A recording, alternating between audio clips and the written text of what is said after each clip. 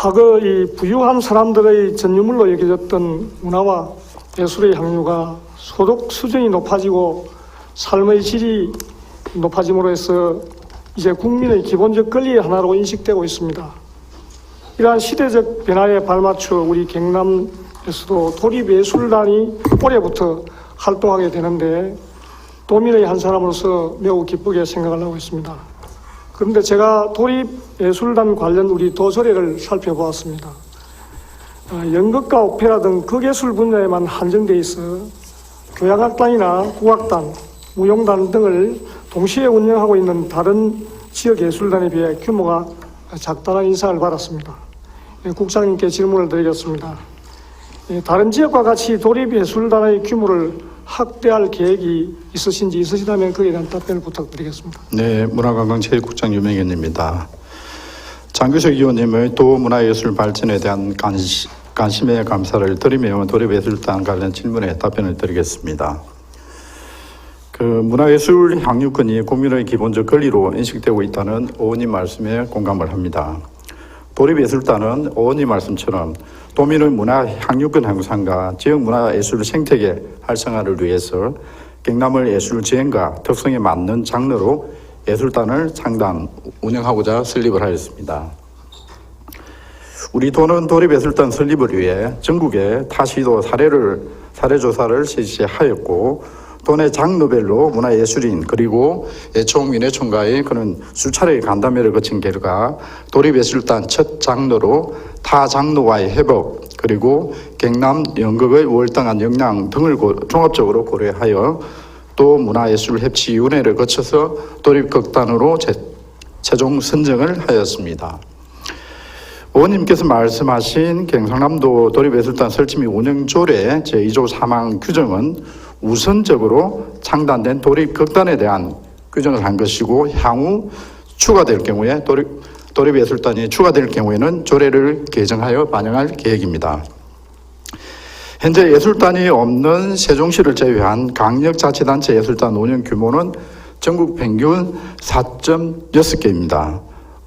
그리고 도별로 시 군립예술단 운영 규모는 평균 20개 정도이고 우리 도내에는 시군 예술단 전체를 합칠 때 조금 적습니다. 13개 정도가 있습니다.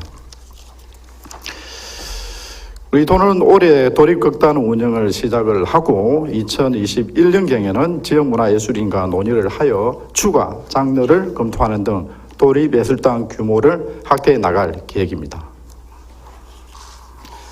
그렇다면 지금 현재 이 답변서에 보니까 예술단 지금 다른 강력자치단체 한 4.6개 예, 그 정도 되는데 우리는 지금 도립 극단을 하나 처음 출발하는 거 아니겠습니까? 그렇습니다.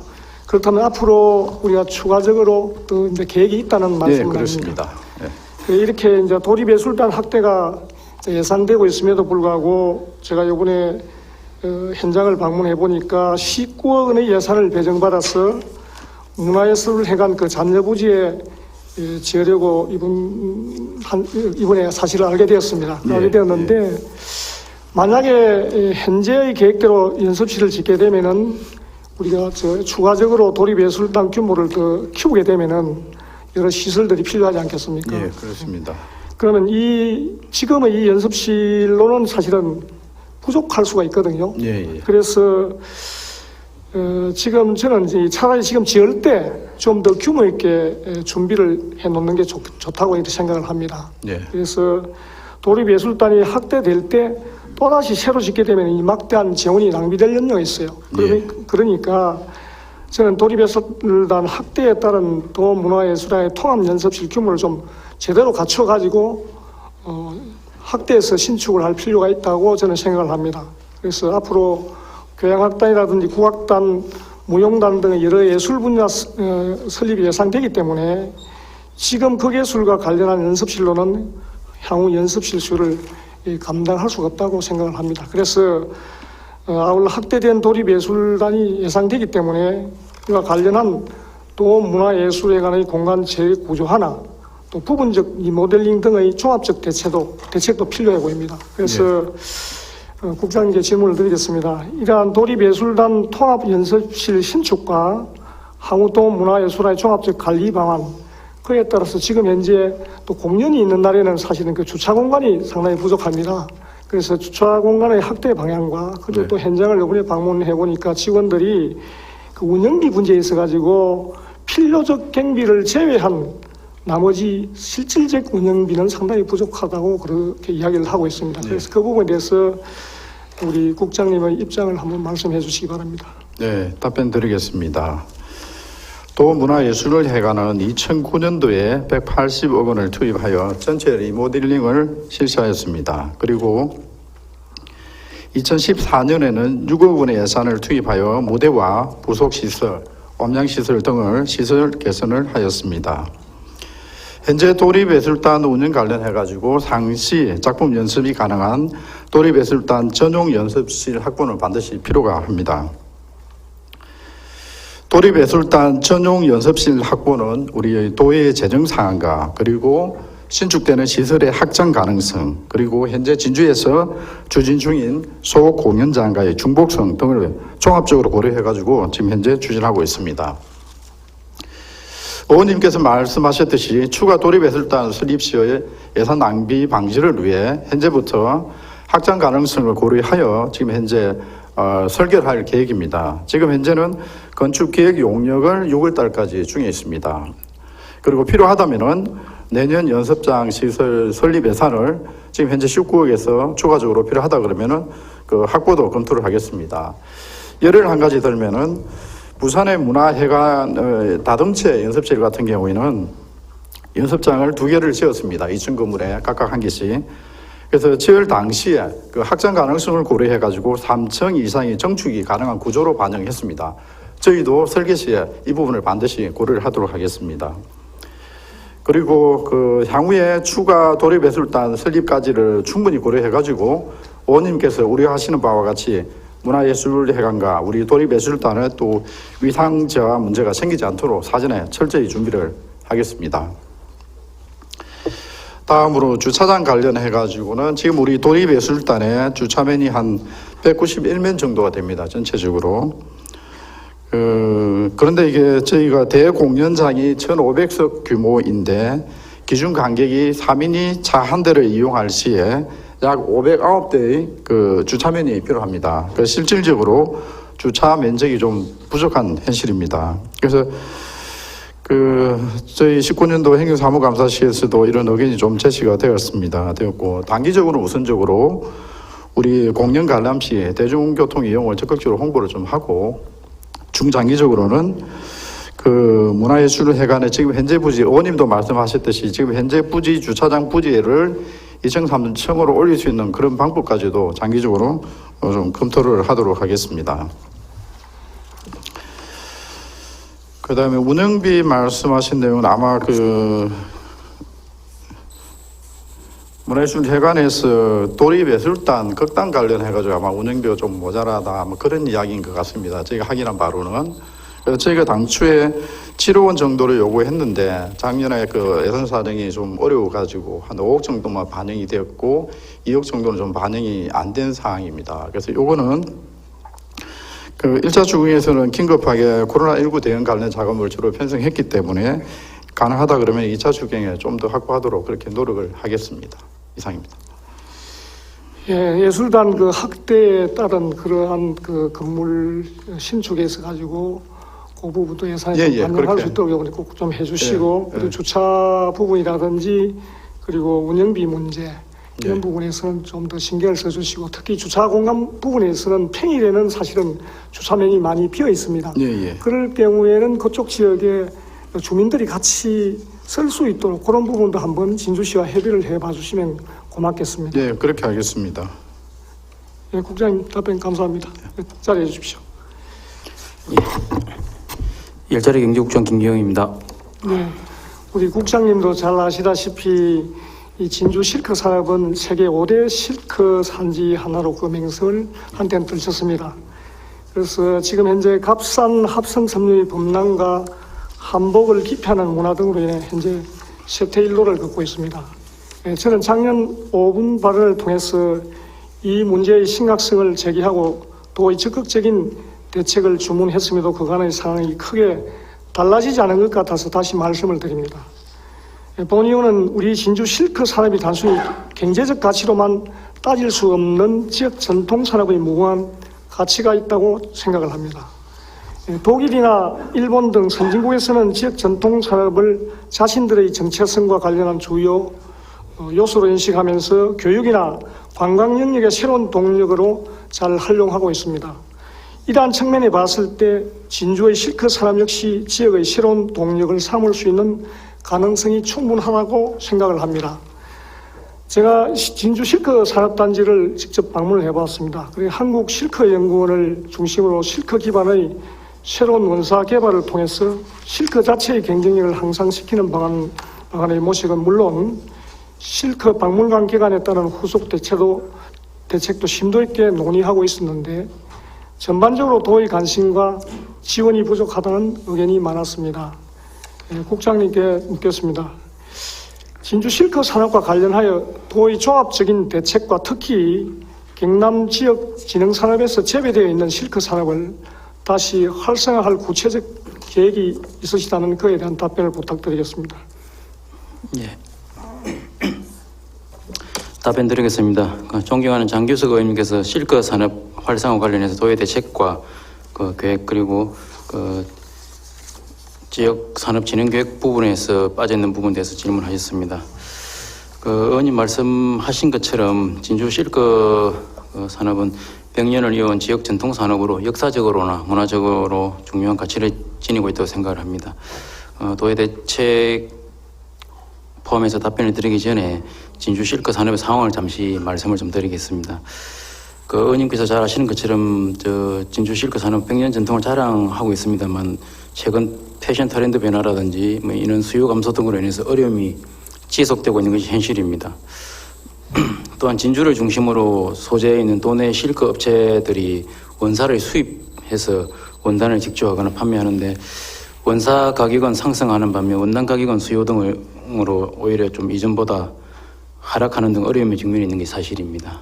그리고 도내에 진주를 중심으로 해서 52개 정도, 50여 개의 실크 업체가 존재 있습니다만 대부분 영세하여 새로운 투자 확대에도 좀 어려움이 있고 장래 수요라든지 이런 불확실성 때문에 신규 투자 부분도 좀 꺼리거나 그런 경향이 좀 있습니다. 그래서 전반적으로 실크 산업 자체의 성장 잠재력이 약화되어 있는 것을 잘 알고 있습니다. 이와 관련해서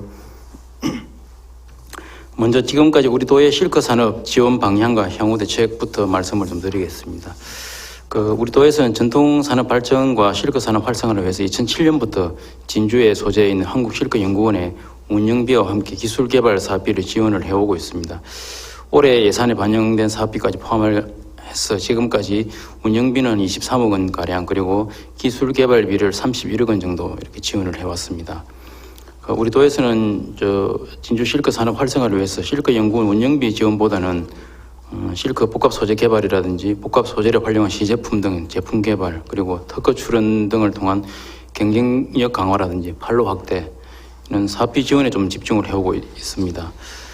정부의 전문연구원 지원 일몰제에 따라 실크 연구원 같은 경우에도 2018년 이후에 국비로 일부 지원을 받아오던 운영비 지원이 중단됨에 따라 실크 연구원 운영에 좀 어려움이 있는 걸 알고 있습니다.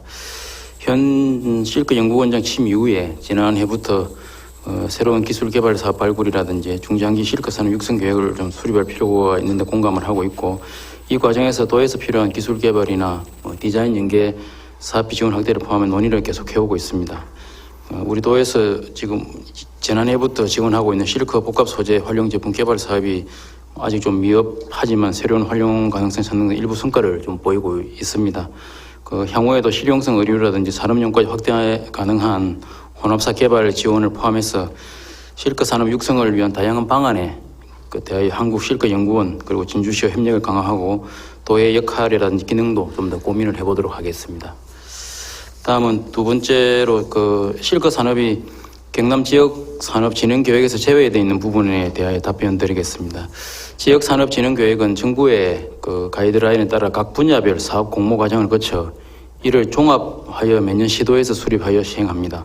우리도 같은 경우 경남 테크노파크에서 주관을 하고 있고, 이와 관련해서 지난 2월 2020년도 지역연구산업 육성기업 지원 분야 공모사업에 한국실크연구원이 준비하고 참여할 수 있도록 협의를 하였고, 3월에 공모사업에 신청하여 4월 중 중기부 평가를 거쳐 5월 중에는 선정 여부 최종 결정될 예정입니다. 지난해에는 이 부분에 빠져 있었던 부분이 공모에 신청을 하였습니다만 최종 선정되지 못하여 사업에서 좀 빠져 있었습니다.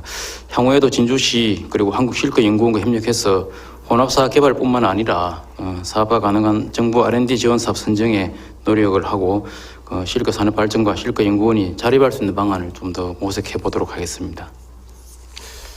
그래, 올해 지역 연구 산업 육성 기업 지원의 공모 분야에 그 4월 평가를 해가지고 5월 선정 여부가 결정된다고 했는데, 예, 우리 도에서 이 부분에 대해서 적극적 관심을 가지고 같이 노력을 좀 해주실 수 예, 그렇게 부탁드리겠습니다. 하겠습니다. 그래서 이 실크 산업이 이렇게 자꾸 낙후되어 가는 이유가 이제 물론 우리 뭐 도의 적극적인 지원 정책도 중요하지만 이 문제를 근본적으로 우리가 해결을 하려면은 이 실크 섬유물을 우리가 자주 입어가지고 이 소비자 수요가 충분하게 이렇게 창출되어야 한다고 저는 생각을 하고 있습니다. 그래서 이것의 한 방법으로서 유치원생들과 같은 그런 취약전 아동들에게 한복을 제공하는 그런 도의 지원 정책을 제가 제안하고자 합니다. 우리가 아이를 키워보신 분들이라면 공감을 하시겠지만, 취약전 아동들의 경우 유치원이나 어린이집 같은 데서 명절이나 생일잔치 등 특별한 행사를 하는 날에 아이들에게 한복 입기를 권장을 하고 있습니다. 그런데 이러한 한복을 구입하는데 도가 일정 부분 지원을 해주게 되면은 학부모들의 입장에서는 경제적 부담 완화를, 그리고 한복을 파는 전통시장 상인들 입장에서는 소득 증대를, 지역사회에서는 전통문화 보존과 인성교육이라는 그런 일석삼조의 효과를 톡톡히 거둘 수 있다고 생각을 합니다. 이 정책이 잘 시행되면은 유년기에는 한복에 대한 친숙도가 높아져서 성인이 되어서도 한복의 생활화로 이어지기 때문에 자연스럽게 한복의 수요가 높아질 것으로 예상을 하고 있습니다. 따라서 어린이 한복 입기 지원 사업을 경남의 특색 있는 아동복지 사업으로 선정하여 도청과 교육청이 머리를 맞대고 협의했으면 좋겠는데, 국장님 생각은 어떠하신지 답변을 부탁드리겠습니다.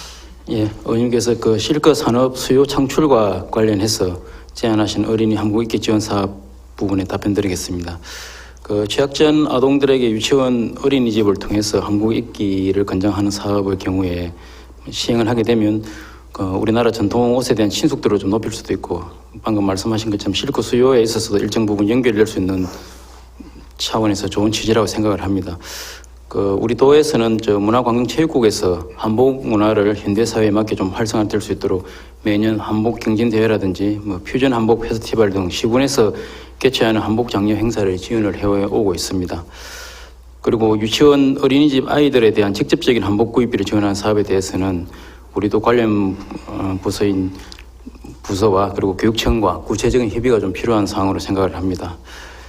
이 부분에 대해서는 관련 부서와 협의를 해서 검토하도록 하겠습니다. 그리고 이와는 별도로 지난해 진주 유등축제에서처럼 한복 체험 부스를 이렇게 운영한 사례가 있습니다. 그래서 이러한 사례처럼 지역 문화축제라든지 역사 유적지 관광이라든지 이런 부분과 한복 입기를 연계해서 실현 가능한 방안부터 좀 적극적으로 추진을 해보도록 하겠습니다.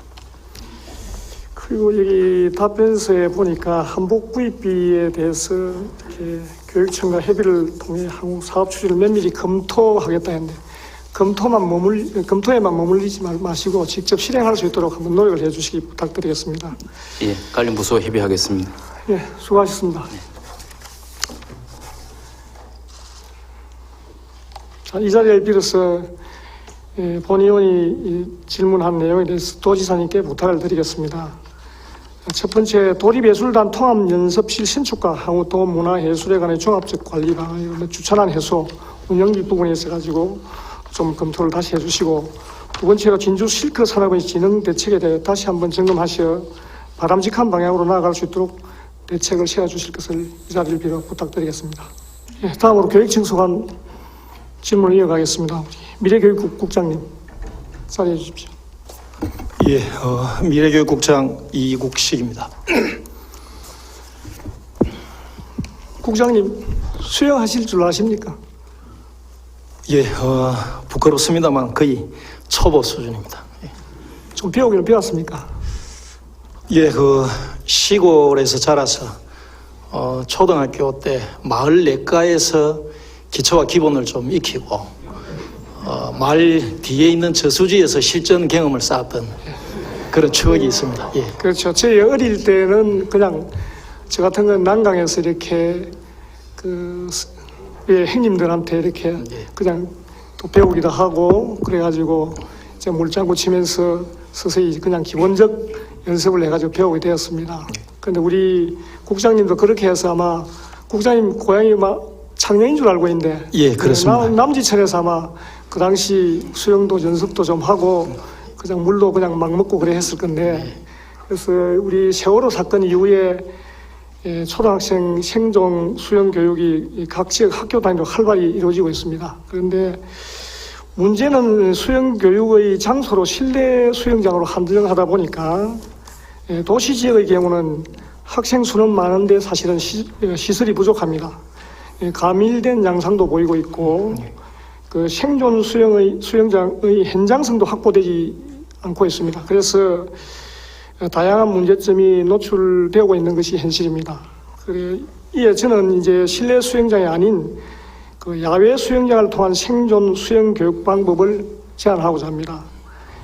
바다가 있는 곳에서는 바다에, 강이나 호수가 있는 지역은 그곳에서 야외 수영장을 각각 설치하여 생존 수영은 물론 각종 안전 체험 교육까지 종합적으로 동시에 실시한다면 이러한 문제도 해결하고 그리고 생존 수영의 실효성도 더욱 높아지게 될 것으로 생각하고 있습니다. 비록 여름 한철이라는 그 계절적 제한과 일기 변동이라는 그 위험성을 감수해야 하는 그런 제약도 있습니다. 이러한 야외 수영장이 개설되어 이제 부모와 함께 교육을 받는다면 그 교육의 효과는 훨씬 더 높아질 것이라고 생각을 하고 있습니다. 자, 사진 이를 좀 띄워봐 주시죠. 이 사진은 바다를 활용하고 있는 통영의 해양안전체험센터입니다. 이곳은 인근 통영, 거제, 고성 등의 학생들을 대상으로 생존 수영과 안전체험 교육을 실시하고 있습니다. 제 생각으로는 이러한 것을 모델로 하여 야외 수영장을 활용한 생존 수영 교육 확대를 하는 것이 바람직해 보입니다. 국장님, 이와 관련한 교육청의 입장과 그리고 실내 수영장만 지을 게 아니라 각 지방자치단체와 의논하여 강변 둔치에 한강 야외 수영장과 같이 야외 수영장을 적은 비용으로 준비하는 방법도 있다고 생각하는데 그에 따른 답변을 함께 부탁드리겠습니다. 예, 의원님께서 말씀하신 자연 환경을 활용한 야외 수영장 운영에 대한 우리 교육청의 입장, 그리고 두 번째는 한강 수영장 등 야외 수영장 이용 방법에 대한 답변, 이렇게 두 가지를 요약해서 말씀드리겠습니다. 2015 개정 초등교육 과정에 생존 수영 10차 시분이 확보되었습니다. 그 중에 4차 시는 생존, 6차 시는 영법, 이렇게 구성되어 있으며 3학년은 필수 과정에 넣어서 지금 강조를 하고 있습니다.